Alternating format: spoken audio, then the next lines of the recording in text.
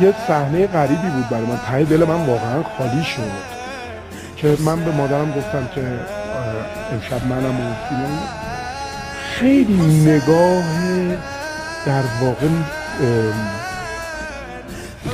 ناامید کننده ای به من کرد مادرم. مثلا این بود تهش، من این اصلا راضی نبود، انگار که در اون لحظه من خودم این کارو کرده بودم و هرچی من میگفتم فیلمه مادرم نمیپذیرفت. چی بود دقیقا چی کرد برام بگی؟ من زمانی که این تیر رو پرتاب کرد مادرم واقعا گفت الهی دستت بشکن، که من یادآوری کردم گفتم که با ما که نیستیم مادر، این فیلمه، این فیلم من نقشش رو بازی کردم و اینا.